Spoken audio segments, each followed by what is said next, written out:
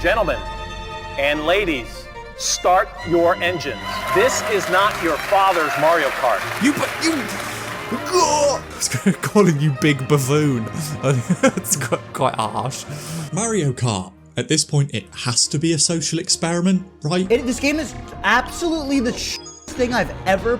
This is the stupidest game I have ever played in my life. A cruel test of might to see if your body can withstand being hit by one too many red shells in quick succession, whilst hearing everybody you've ever known or cared about laughing maniacally in the background. With the fast approaching release of Mario Kart World, I thought I'd take myself on a journey all the way back to the origins of this little nightmare, to a single game that was so successful it's now responsible for 10 mainline sequels and 5 spin-off of a spin-off. 189 million copies sold worldwide, a mobile game that grossed over $200 million, presumably because they put an Italian man in some fancy lederhosen. And of course, who could forget Garfield's Kart? I mean, I guess I can't be too complimentary then. Who is this fine fellow? Why's Donkey Kong got a vest? Genuinely, who is that? Okay, I would like to make an apology. It turns out that funky fellow is called Donkey Kong Jr. and is a completely separate character to Donkey Kong. In fact, I think it's his dad. Donkey Kong Jr. came out in 1982. I was not alive back then, shockingly. I think my parents were 10. And even if I was, in the middle of nowhere in Britain where I grew up, we didn't have many arcade stores. So, if that's the case, I'm going to be Donkey Kong Jr. I always play as Donkey Kong when I play Mario Kart. Look at that little chappy. Oh my god, he's so cute. Okay, for Mushroom Cut. Sounds simple enough. It was very much not simple enough. Okay, is there like a boost? How do I go? Okay, it's B. We're off to a flyer. Okay. Oh my god, the turning is so weird. Okay, so that's coins. Oh my god, pipes. I'm so far behind. Okay, there's a drift. Oh my god, it's really sharp. Okay, I am leagues behind. Oh my god, I'm getting the hang of it. He says in 8th place. Okay, I'm assuming. Look how far I'm gonna get lapped. Oh my god, it's so hard to stay on the course. Oh, I died. Why did I explode? Apart from my sheer ineptitude, one other thing that I had to get my big head around was how monumentally difficult this game was. You see, Super Mario Kart first debuted in 1992 for the Super Nintendo, and what can I say, back then it was a very different time. Mix it up for the big boys. See Bowser and his Bigfoot-topping truck. See Yoshi's go-kart really good. Aladdin was topping the charts, and Home Alone 2 Lost in New York was taking the world by storm. I mean, just to put this in perspective, Boss Baby 1, 2 or 4 seasons of Boss Baby Back in Business hadn't even been released yet. It was basically the Dark Ages. Basically, what I'm trying to say here is that the overall motto for game companies back then was to find every opportunity they could to make you want to launch yourself down a flight of stairs. Oh! I thought that was a barrier! What? No, that was the end! Oh, Luigi. Oh, God. This game is a horror game. Oh my god. I mean, I've got to say, a lot of the anger is presumably because I am so used to Mario Kart 8 at this point. I'm fully used to drifting around 3/4 of the map and mindlessly scrolling TikTok at the same time. Whereas in Super Mario Kart, if you even think about looking away from the screen for a fraction of a second, you will be instantly slapped in the face and the lives of countless pixelated Italian plumbers will be on your conscience. Get out of my way! You plumber! Get out of the way! With all that I've been sassy about so far, it did amaze me just how many aspects of this game are still staples for the franchise more than 30 years later. Most, if not all, of the various characters and items have popped up in one of the many sequels in one form or another. The various CCs, all of which denote non-player character difficulty, and yes, from here on out I will be driving 100cc, I can admit it, I'm not good enough, okay? So other things like the Grand Prix Formula Battle Mode, an unlockable cup, Lakitu popping off in their little cloud to go fetch you when you misjudge a turn. Yeah, that's what we're going for here. Oh, I've gone from first to... Oh my god, that's disgusting. Even the fact that somehow an entire race can be ruined in a split second by being obscenely confident for no reason. Okay, watch this. Oh, I didn't see. Oh, it's always the worst when you say watch this and then proceed to do something absolutely breathtakingly bad. Oh, it's all gone down. Oh, it's all gone bad. Watch this. Proceeds to walk into a wall. Guys, do you know if we have to reap what we sow tomorrow? You can absolutely see how this game went on to sell 8.76 million copies and was copied by nearly every single company with a passable mascot under the sun. Massive use of air quotes there. Even one of my favourite games when I was a tiny annoying child, Diddy Kong Racing, wouldn't exist if it wasn't for this ape bravely wearing a vest in a go-kart. I thank you for your service, you brave fool. Now, with all the positivity I've just given the game and how it's single-handedly responsible for an entire industry within gaming, and also the careers of countless speedrunners, that's not to say the game is flawless. Like, just off the top of my head, I am not a fan of the fact that the game sometimes decides to send you in a completely different direction when you use a mushroom. Yeah, because that's where I wanted the boost to go. Lakitu taking 4 calendar years to recover you from the water. Why on earth would you want that jump? Oh! And yeah, just so I've gone from 2nd to 8th. Now that's Mario Kart. The AI getting their own special items that they can just tear through at will. Yoshi? Luigi? No! What the hell is that? Put me into a washing machine. How can you get... He's got a star again. How is that fair? I haven't got a star once. Can I send items... No, I cannot send items backwards. Or perhaps my one true grievance with the game, the tracks themselves. Due to the hardware limitations of the Super Nintendo and the fact that this was again, and I cannot stress this enough, the first of its kind and also 33 years old, there was only so many tracks you could actually fit on this dang thing. So most of the cups you'll be playing through aren't filled with the visual variety that we've now been accustomed to with our Subway Surfer brain rot addled brains. Rather, it uses different tracks in the same geographical location that increase in difficulty the further you go into the game. And I have to give credit here to the Special Cup, which even on 100cc, ruined my sense of self. With a special shout out to Donut Plains 3. Oh, God, I hate this one more than I hate myself. Oh, God. Oh, the first time I make that. Oh, that's an edge I didn't realise. I'm gonna get lapped. I'm gonna get lapped. Peach is lapping me. No.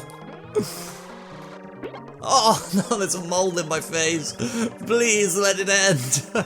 Get off of me. Oh, come with me then, lad. We got places to be. I'm already in last place. Oh my God. I think I've been doing that course for 24 minutes. That one is brutal. It's absolutely brutal. And that's only the first one in the Special Cup. And of course, Ghost Valley 3. Oh, this is the worst. This is the worst. No! Why on earth would you want that?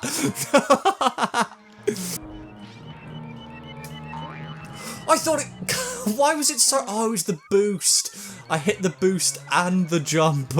Okay, that makes sense. Both of which made me want to take a flight on a Boeing. Yeah, in this economy. But no, my main problem with this was how I could not see what was going on in numerous tracks in this game. As you can see by the fact that I'm squinting here. And yes, I will admit, I do not have the best vision in the world. In fact, I need my glasses whenever I actually drive out in the wild, otherwise I'm a danger to society. But even with them on, I still struggle to work my way through Bowser's Castle, Vanilla Lake, and especially Choco Island. I cannot see anything. What? This is awful. This track is an abomination. The weird textures crossing over made my brain feel all sorts of weirdness. Apart from that minor thing, and again, I'm going to imagine that a large part of my problems here are the fact that I have terrible vision. I was pretty amazed by major aspects of this game, with one specific thing ranking higher than the rest in my mind. And no, I am not talking about the feather. That thing can stay in the pits of Tartarus where it belongs. Super Mario Kart employs a live system that constantly keeps you about 4 seconds away from having a panic attack. Some would say the sweet state for existence. I've got to say, The thing I really like about this game is how, like, guttural I feel pain, which I know is not a good thing. Like, in Mario Kart 8, I don't ever feel like it's, like, gut-punching me as much as this game does. Although the true dream is to finish at the top of the podium, so you can stand close enough to a bottle of alcohol to imply that people in the Mushroom Kingdom get wasted without actually seeing Mario necking a can of Foster's behind the back of a McDonald's at 4:30 in the morning. I want to see Yoshi drink. The real aim of the game is to make sure that you finish in the top 4, and if you don't, I don't know how to put this, your character ceases to exist. Well, they're all spinning because they're dead, and they will never be seen again. In order to stop this from happening, you're going to have to use one of your precious 3 lives to try the track over again. But if you run out of lives, you get a game over and have to do the entire cup all over again, as past Henry realises in real time here. Oh! Oh, I've got to do that donut planes again. Just as a side note, I cannot get across to you how difficult I found this special cup, and again, I'm only on 100cc. How do people willingly put themselves through this? Oh my god. I've got to say, the lives mechanic really, like, adds a level of jeopardy to, like, because I didn't really play single-player Mario Kart a lot. I've got to say, a lot of that is because I've played the game. I've had the game since it was out on the Wii U. So what's that? I think that came out in 2017, I want to say. That's a long time.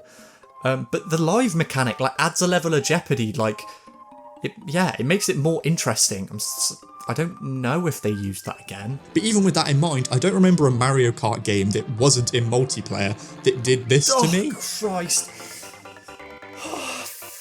Jesus.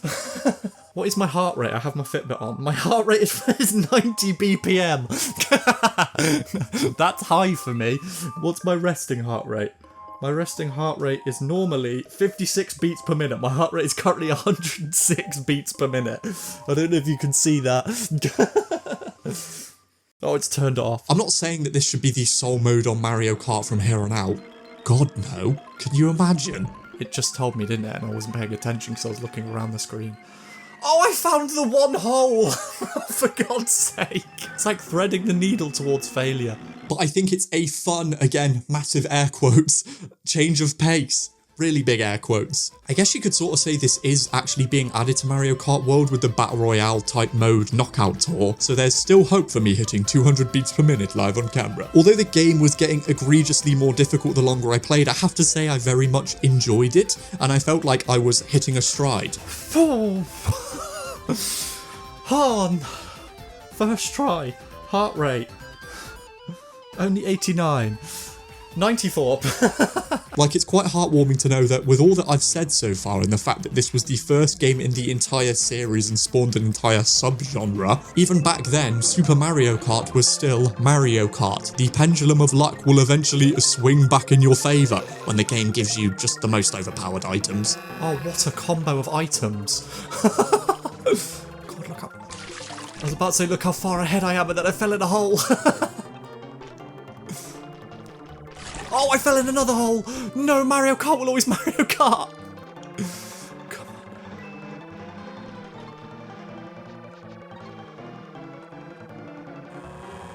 on. Mario Kart will always Mario Kart. Okay, first try both of them.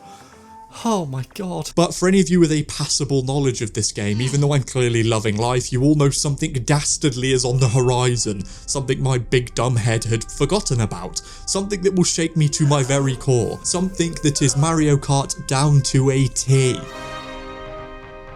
Oh, of course. No.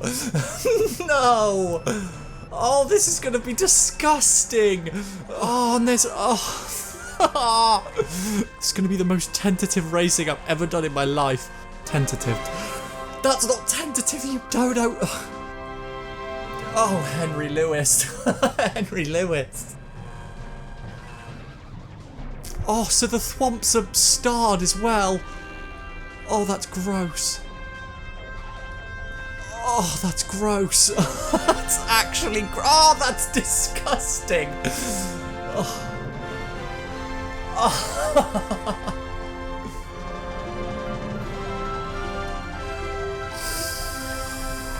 Oh. No! My hubris! Ah!